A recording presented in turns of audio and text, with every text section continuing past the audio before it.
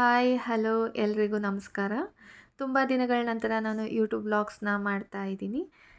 ಸಂಕ್ರಾಂತಿಯ ನಮ್ಮ ಸೆಲೆಬ್ರೇಷನ್ನ ತೋರಿಸ್ಬೇಕು ಅಂತ ಹೇಳಿ ನಮ್ಮ ಸಂಕ್ರಾಂತಿಯ ದಿನ ಹೇಗೆ ನಾವು ಕಳೆದ್ವಿ ಅಂತ ನಿಮಗೆ ಈ ವ್ಲಾಗಲ್ಲಿ ತೋರಿಸ್ತಾ ಇದ್ದೀನಿ.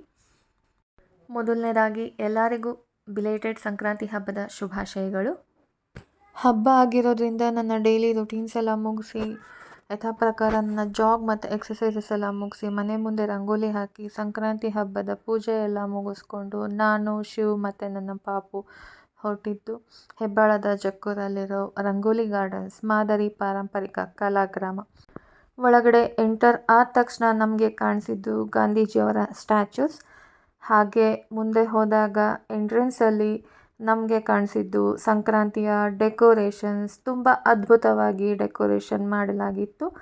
ಅದು ನಮಗೆ ವೆಲ್ಕಮ್ ಮಾಡ್ತಾಯಿತ್ತು. ಹಬ್ಬದ ಸೆಲೆಬ್ರೇಷನ್ ತುಂಬ ಚೆನ್ನಾಗಿತ್ತು. ಎಂಟ್ರಿ ಆದ ತಕ್ಷಣವೇ ನಾವು ಟಿಕೆಟ್ಸ್ ತೊಗೊಳೋಕ್ಕೆ ಹೋದ್ವಿ. ಹಬ್ಬದ ದಿನ ಆಗಿರೋದ್ರಿಂದ ಎಂಟ್ರಿ ಫೀಸ್ 250 ಇತ್ತು ಪರ್ ಪರ್ಸನ್. ಅದರ್ವೈಸ್ ನಾರ್ಮಲ್ ಡೇಸಲ್ಲಿ 200 ಇರುತ್ತೆ. ಆ್ಯಂಡ್ ನಮ್ಮ ಪಾಪು 2 ಇಯರ್ಸ್ ಆಗಿರೋದ್ರಿಂದ ಅವನಿಗೆ ಎಂಟ್ರಿ ಫೀ ಕಂಪ್ಲೀಟಾಗಿ ಫ್ರೀ ಇತ್ತು. ಒಳಗಡೆ ಎಂಟರ್ ಆದಾಗ ನಮಗೆ ಕಂಪ್ಲೀಟಾಗಿ ವಿಲೇಜ್ ವೈಬ್ ಸಿಕ್ತು. ಕರ್ನಾಟಕದ ಪ್ರತಿಯೊಂದು ಜಿಲ್ಲೆಯಲ್ಲಿರೋ ಹಾಗೆ ನಾವು ಚಿಕ್ಕವರಿದ್ದಾಗ ನೋಡಿದಂಥ ಎಷ್ಟೋ ಕಲ್ಚರ್ಗಳು, ನಾವು ಮರ್ತಿದ್ದಂಥ ಆಟಗಳು ಎಲ್ಲವೂ ನಮ್ಮ ಕಣ್ಮುಂದೆ ಬರುತ್ತೆ. ಇಲ್ಲಿ ನಾವು ಮಕ್ಕಳು ಗೋಲಿ ಆಡೋದನ್ನು ನೋಡ್ತಾ ಇದ್ದೀವಿ. ಹಾಗೆ ಇಲ್ಲಿ ಒಂದು ಮಗು ಇನ್ನೊಂದು ಮಗು ಮೇಲೆ ಎಗರೋದನ್ನು ನೋಡ್ತಾ ಇದ್ದೀವಿ. ನಂತರ ನಮಗೆ ಕಾಣಸಿಗುತ್ತೆ ಕಟ್ಟೆ ಮೇಲೆ ಬೇರೆ ಬೇರೆ ಜಾತಿಯ ಊರಿನ ಹಿರಿಯರು ಚಾವಿ ಆಡ್ತಾ ಇದ್ದಾರೆ. ಒಬ್ಬರು ತಾತ ಮಲಗಿದ್ದಾರೆ. ಹಾಗೆ ಮುಂದೆ ಹೋದಾಗೆ ನಮಗೆ ಸಿಗೋದು ಒಬ್ಬ ಗರ್ಭಿಣಿ ಹೆಂಗಸು ತನ್ನ ಮಕ್ಕಳ ಜೊತೆಗೆ ಕಣಿ ಕೇಳೋಕ್ಕೆ ನಿಂತಿದ್ದಾರೆ. ಇದು ಮಂಡ್ಯ ಜಿಲ್ಲೆಯ ಒಕ್ಕಲಿಗರ ಮನೆ. ಮನೆಯ ಹಿರಿಯರು ಹೊರಗಡೆ ಕೂತಿದ್ದಾರೆ. ಹಾಗೆ ಮನೆಯ ಹೆಂಗಸರು ತಮ್ಮ ತಮ್ಮ ಕೆಲಸಗಳಲ್ಲಿ ತೊಡಗಿದ್ದಾರೆ. ಇದು ಗದಗ ಜಿಲ್ಲೆಯ ನಾಟಿ ವೈದ್ಯರ ಮನೆ. ಇದು ಹಾವೇರಿ ಜಿಲ್ಲೆಯ ಗ್ರಾಮೀಣ ಕಿರಾಣಿ ಅಂಗಡಿ. ಪಕ್ಕದಲ್ಲಿ ದಾವಣಗೆರೆ ಜಿಲ್ಲೆಯ ಗ್ರಾಮೀಣ ಶಿಂಪಿಗರ ಮನೆ, ಅಂದರೆ ಬಟ್ಟೆ ಹೊಲಿಯುವವರ ಮನೆ ಕಾಣಸಿಗುತ್ತದೆ. ಇದು ರಾಯಚೂರು ಜಿಲ್ಲೆಯ ಗ್ರಾಮೀಣ ಅಕ್ಕಸಾಲಿಗರ ಮನೆ. ನಂತರ ಇದು ಮೈಸೂರು ಭಾಗದ ಬ್ರಾಹ್ಮಣರ ಅಗ್ರಹಾರದ ಮನೆ. ಇದು ಮಂಗಳೂರು ಭಾಗದ ಗ್ರಾಮೀಣ ಇಳಿಜಾರಿನ ಚಾವಣಿ ಮನೆ. ಇಲ್ಲಿ ನವದಂಪತಿಗಳನ್ನು ಮನೆಯವರು ಸ್ವಾಗತಿಸುತ್ತಿದ್ದಾರೆ.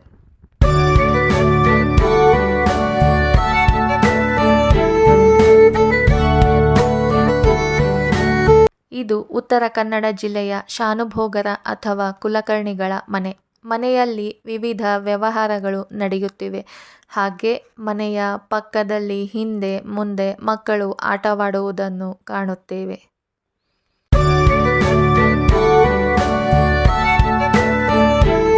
ನಂತರ ಇದು ಧಾರವಾಡ ಜಿಲ್ಲೆಯ ಗ್ರಾಮೀಣ ಭಾಗದ ಗೌಡರ ಮನೆ.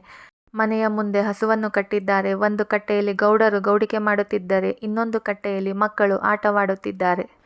ಹಾಗೆ ಮನೆಯ ಒಳಗಡೆ ಬಂದಾಗ ಒಂದು ಬದಿಯಲ್ಲಿ ಹಸು, ದನ, ಕರುಗಳನ್ನು ಕಟ್ಟಿಕೊಂಡಿದ್ದಾರೆ ಮತ್ತು ಇನ್ನೊಂದು ಬದಿಯಲ್ಲಿ ಕಟ್ಟೆಯ ಮೇಲೆ ಮನೆ ಮಂದಿ ಇರುವುದಕ್ಕೆ ಜಾಗ, ಮಕ್ಕಳಿಗೆ ತೊಟ್ಟಿಲನ್ನು ಕಟ್ಟುವುದಕ್ಕೆ ಜಾಗ, ನಂತರ ಅಡುಗೆ ಮನೆ, ದೇವರ ಮನೆ ಹಾಗೆ ರೂಮ್ಗಳನ್ನು ಮಾಡಿಕೊಂಡಿದ್ದಾರೆ.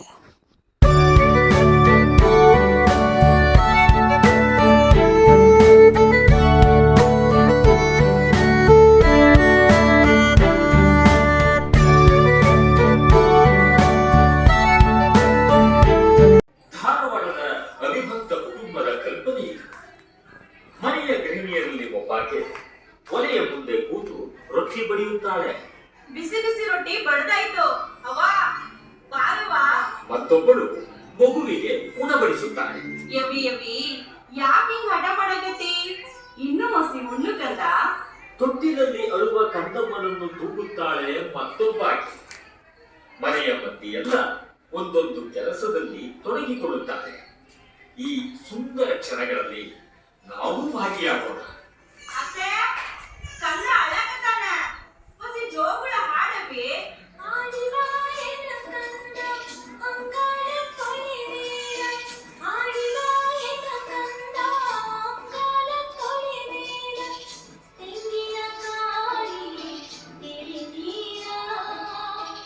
ತೆಂಗಿನ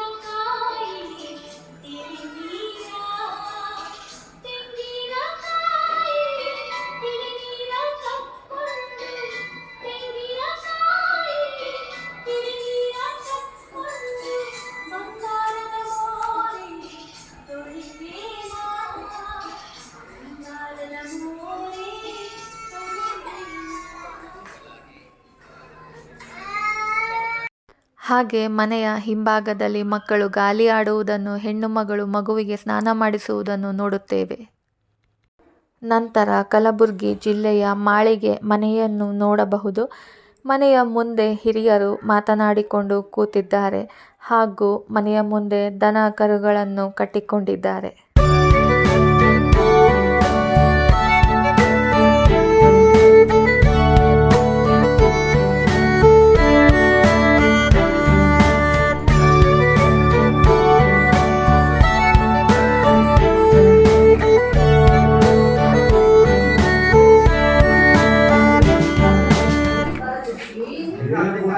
ನಾರಾಯಣ ಸ್ವಾಮಿ ಹೇಳ್ತಾ ಹೋದ್ರೆ ಹೇಳ್ತೋದವೆ.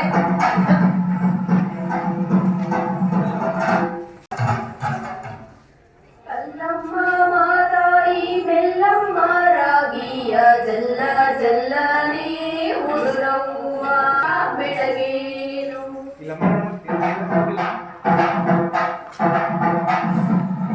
ಸೂರ್ಯ ಹುಟ್ಟಿದ್ದಂಗೆ ಹಳ್ಳಿ ಮನೆಗಳಲ್ಲಿ ನಡೆಯೋ ನಿತ್ಯದ ಪದ್ಧತಿ ಇದು. ಧನ್ಯತಾ ಭಾವದಿಂದ ಧಾನ್ಯ ನೀಡಿದ ದೇವರನ್ನ ಸ್ಮರಿಸೋದ್ರ ಜೊತೆಗೆ ಬೀಸುವ ಶ್ರಮನ ಕಳೆಯೋದಕ್ಕೆ ಹಾಡಿನ ಮೊರೆ ಹೋಗುವ ಹಳ್ಳಿ ಜಾಣ್ಮೆ. ಏನ್ ಹೇಳ್ತೀರಾ ಸ್ವಾಮಿ? ನಮ್ಮ ಹಳ್ಳಿ ಗಂಡಸರು ಅಂದ್ರೆ ಸುಮ್ಕೆನಾ? ನೇಗ್ಲು, ನೊಗ, ಆರೆ, ಗುದ್ವಿ.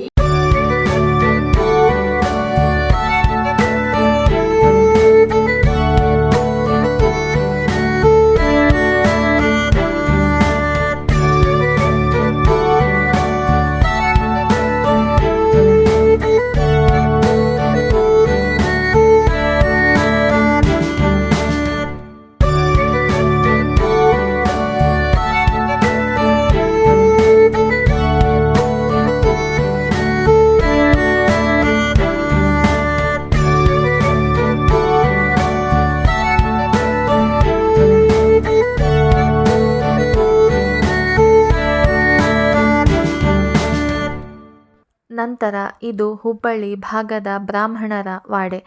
ಹೆಣ್ಣು ಮಗಳು ರಂಗೋಲಿ ಹಾಕುತ್ತಿದ್ದಾಳೆ. ಹಸು ಕರುಗಳನ್ನು ಕಟ್ಟಿಕೊಂಡಿದ್ದಾರೆ. ಹಾಗೆ ಮನೆ ಮಂದಿಯೆಲ್ಲ ತಮ್ಮ ತಮ್ಮ ಕೆಲಸಗಳಲ್ಲಿ, ಮಾತನಾಡುವುದರಲ್ಲಿ, ಓದುವುದರಲ್ಲಿ ಮಗ್ನರಾಗಿದ್ದಾರೆ. ಇದು ಚಿಕ್ಕಮಗಳೂರು ಜಿಲ್ಲೆಯ ತೊಟ್ಟಿ ಮನೆ. ಮಗು ಕಿಟಕಿಯಲ್ಲಿ ನೋಡುತ್ತಿದೆ. ಹೆಣ್ಣು ಮಗಳು ಕೆಲಸ ಮಾಡುತ್ತಿದ್ದಾಳೆ. ಅಜ್ಜಿಯರು ಮೊಮ್ಮಕ್ಕಳನ್ನು ಎತ್ತಿಕೊಂಡಿದ್ದಾರೆ. ಒಬ್ಬಳು ಬಾಚಿಕೊಳ್ಳುತ್ತಿದ್ದಾಳೆ. ಮಗು ಓದುತ್ತಿದೆ. ಹಾಗೆ ಇನ್ನಿತರರು ತಮ್ಮ ಕೆಲಸಗಳಲ್ಲಿ ಮಗ್ನರಾಗಿದ್ದಾರೆ. ಮತ್ತೆ ನೋಡುವುದಾದರೆ ಅಜ್ಜಿ ತನ್ನ ಮೊಮ್ಮಗುವಿಗೆ ಸ್ನಾನವನ್ನು ಮಾಡಿಸುತ್ತಿದ್ದಾರೆ. ಹಾಗೆ ಮತ್ತೊಬ್ಬರು ಸಹಾಯ ಮಾಡುತ್ತಿದ್ದಾರೆ. ನಂತರ ಇದು ಬೆಂಗಳೂರು ಗ್ರಾಮಾಂತರ ಜಿಲ್ಲೆಯ ನೇಕಾರರ ಮನೆ. ಇದು ಪಿಂಜಾರರ ಮನೆ.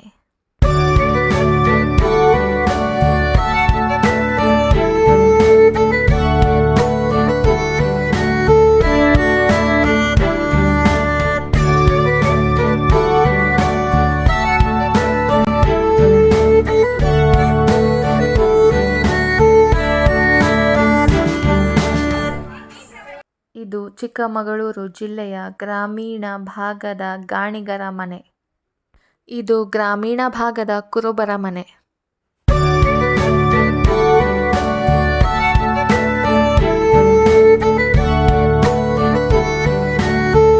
ಇದು ಎಲ್ಲ ಕಡೆಯಲ್ಲಿ ಕಂಡುಬರುವ ಗ್ರಾಮೀಣ ಭಾಗದ ಮನೆ.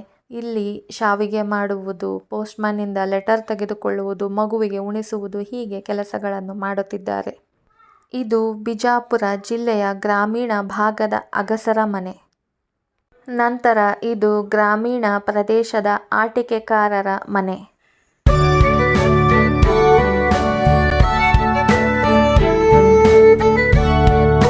ನಂತರ ಇದು ಗ್ರಾಮೀಣ ಭಾಗದ ಮೇದಾರರ ಮನೆ, ಅಂದರೆ ಬಿದಿರಿನ ವಸ್ತುಗಳನ್ನು ಮಾಡುವವರ ಮನೆ.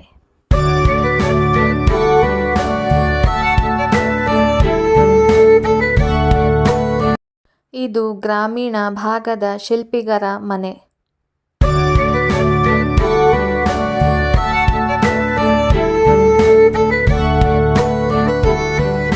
ಇದು ಬೆಳಗಾವಿ ಜಿಲ್ಲೆಯ ಗ್ರಾಮೀಣ ಭಾಗದ ಕುಂಬಾರರ ಮನೆ.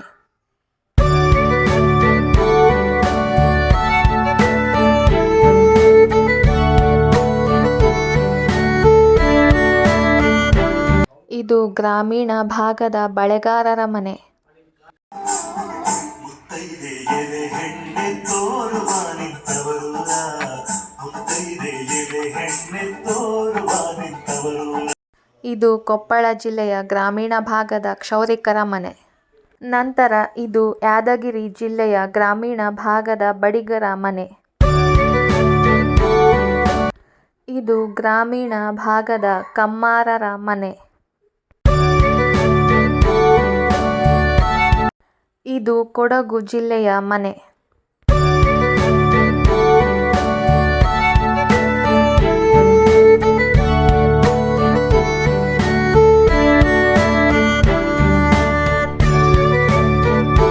ನಂತರ ಇದು ಗ್ರಾಮೀಣ ಭಾಗದ ಸಾಲಿಗುಡಿ.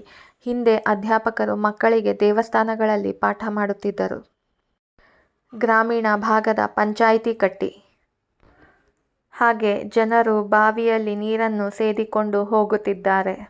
ನಂತರ ಇದು ಗ್ರಾಮೀಣ ಭಾಗದ ವಡ್ಡರ ಮನೆ. ಗ್ರಾಮೀಣ ಭಾಗದ ಮೀನುಗಾರರ ಮನೆ. ಇದು ಗ್ರಾಮೀಣ ಭಾಗದ ಸುಣಗಾರರ ಮನೆ. ಇದು ಗ್ರಾಮೀಣ ಭಾಗದ ಲಂಬಾಣಿಯರ ಮನೆ. ಇದು ಗ್ರಾಮೀಣ ಭಾಗದ ಚಮ್ಮಾರರ ಮನೆ.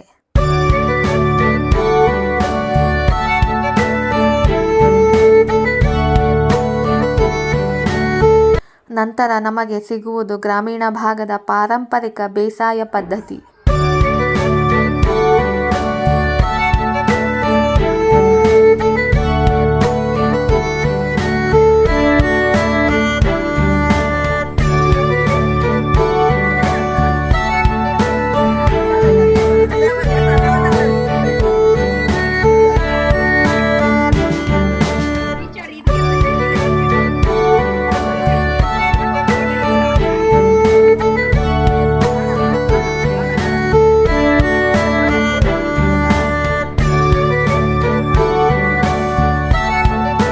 ಇದು ಗ್ರಾಮೀಣ ರೈತರ ಸಂತೆ.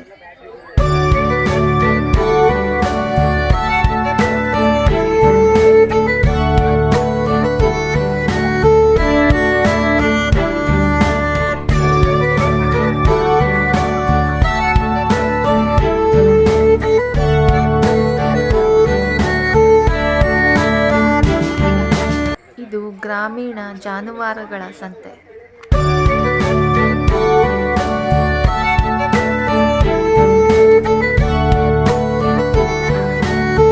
ಇದು ಗ್ರಾಮೀಣ ಕುಸ್ತಿ ಕ್ರೀಡೆ.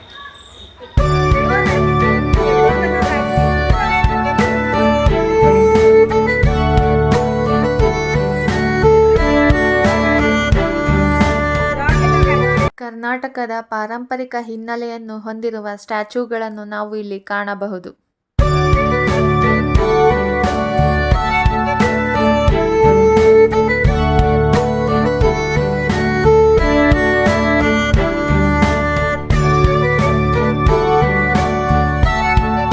ನಾಡಿನ ಹೆಮ್ಮೆಯ ಕಂಬಳ ಕ್ರೀಡೆಯನ್ನು ಇಲ್ಲಿ ನೋಡಬಹುದು. ಸೊ ವಿಲೇಜ್ ವ್ಯೂ ಎಲ್ಲ ಮುಗಿಸ್ಕೊಂಡು ನಾವು ಲಂಚ್ಗೆ ಹೋದ್ವಿ.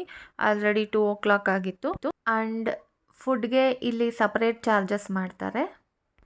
ನಾವು ಬೆಳಿಗ್ಗೆ ಬೇಗ ಬಂದಿದ್ದರಿಂದ ನಮಗೆ ಬ್ರೇಕ್ಫಾಸ್ಟ್ ಆಪ್ಷನ್ಸ್ ಜಾಸ್ತಿ ಇರಲಿಲ್ಲ. ಇನ್ನೂ ಪ್ರಿಪೇರ್ ಮಾಡ್ತಾಯಿದ್ರು.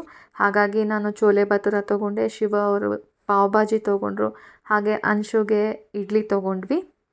ಬಟ್ ಮಧ್ಯಾಹ್ನಕ್ಕೆ ನಮಗೆ ಉತ್ತರ ಕರ್ನಾಟಕದ ಸ್ಪೆಷಲ್ ಹಬ್ಬದ ಊಟನೇ ಸಿಕ್ತು. ಅದರಲ್ಲಿ ನಮಗೆ ರೊಟ್ಟಿ, ಬೆಣ್ಣೆ, ಚಪಾತಿ, ಜುನ್ಕ, ಸಲಾಡ್, ಚಟ್ನಿ, ಉಪ್ಪಿನಕಾಯಿ, ಅಗಸಿ ಚಟ್ನಿ, ಶೇಂಗಾ ಚಟ್ನಿ, ಸಿಹಿ ಪೊಂಗಲ್, ಖಾರ ಪೊಂಗಲ್, ಗೋಧಿ ಪಾಯಸ, ಬದನೆಕಾಯಿ ಹೆಣ್ಗಾಯಿ, ಹೆಸರುಕಾಳು ಪಲ್ಯ, ಮಿರ್ಚಿ ಬಜ್ಜಿ, ಅನ್ನ, ಸಾರು, ರಸಂ, ಮೊಸರು, ಹಾಗೆ ಮಜ್ಜಿಗೆ, ಇಷ್ಟೆಲ್ಲ ಆಪ್ಷನ್ ನಮಗೆ ಕೊಟ್ಟಿದ್ರು. ಆ್ಯಂಡ್ ಊಟ ಕೂಡ ತುಂಬ ಚೆನ್ನಾಗಿತ್ತು. ಆ್ಯಂಡ್ ಊಟದ ಜೊತೆ music programme, we enjoyed it.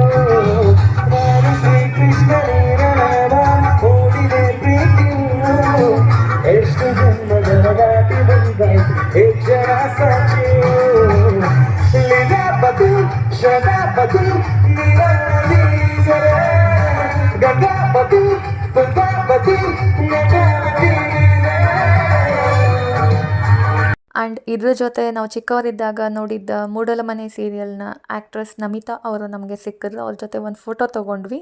And after lunch ನನ್ನ ಮಗನ ಫನ್ ಗೇಮ್ ಎಲ್ಲ ಶುರುವಾಯಿತು. ಇದನ್ನು ನಾವು ಕೂಡ ತುಂಬಾ ಎಂಜಾಯ್ ಮಾಡಿದ್ವಿ.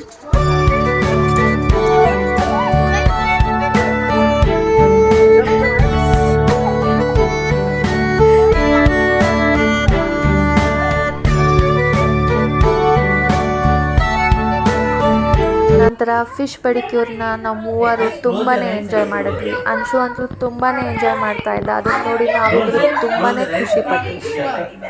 ಹಾಗೆ ಮಕ್ಕಳಿಗಾಗಿ ಇದ್ದ ಚಿಕ್ಕ ಪಾರ್ಕ್ನಲ್ಲಿ ನಮ್ಮ ಪಾಪು ಸ್ವಲ್ಪ ಹೊತ್ತು ಆಟ ಆಡ್ದ.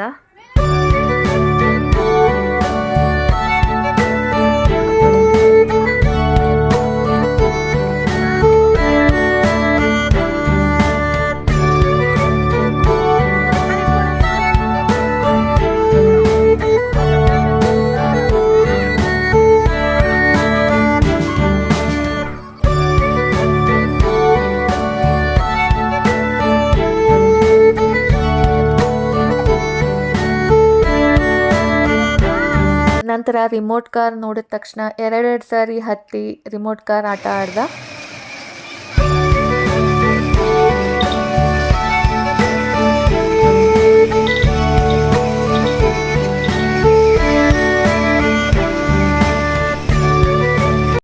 ನೆಕ್ಸ್ಟ್ ಟ್ರೈನ್ ಹತ್ತಿ ಎಂಜಾಯ್ ಮಾಡ್ದ.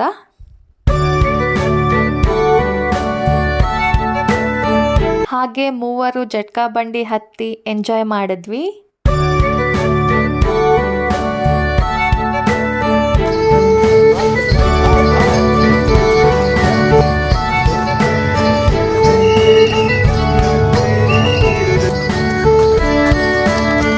ನೆಕ್ಸ್ಟ್ ನಾನು ಪಾಟ್ರಿಂಗ್ ಮಾಡಿದೆ.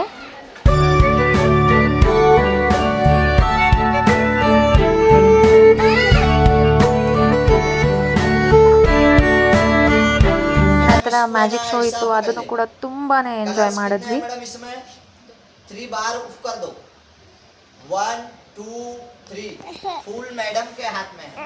मैजिक लगाएंगे, मैडम की नाक में चला जाएगा.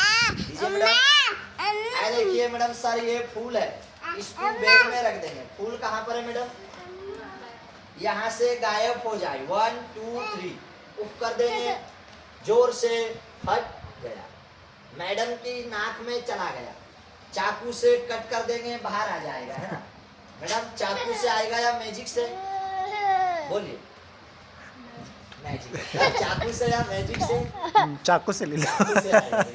उफ करेंगे मैडम, इसमें भी करेंगे, जोर से हट मुंह आ गया. Thank you madam. एक मैजिक. ನಂತರ ನಮ್ಮ ಅಂಶು ಒಬ್ಬನೇ ಕುದುರೆ ಸವಾರಿ ಮಾಡ್ದ. ನಂಗೆ ಆ್ಯಕ್ಚುಲಿ ಭಯ ಇತ್ತು, ಅವ್ನು ಕುದುರೆ ಸವಾರಿ ಮಾಡ್ತಾನೋ ಇಲ್ವೋ ಒಬ್ಬನೇ ಅಂತ. ಅಲ್ಲಿ ಬರೀ ಚಿಕ್ಕವ್ರಿಗೇ ಅಲೋ ಇತ್ತು, ಹಾಗಾಗಿ ಅವನೊಬ್ಬನ್ನೇ ಕೂರಿಸ್ಬೇಕು. ನನಗೂ ಭಯ ಅನಿಸ್ತು, ಬಟ್ ಅವನು ತುಂಬಾ ಎಂಜಾಯ್ ಮಾಡ್ದ.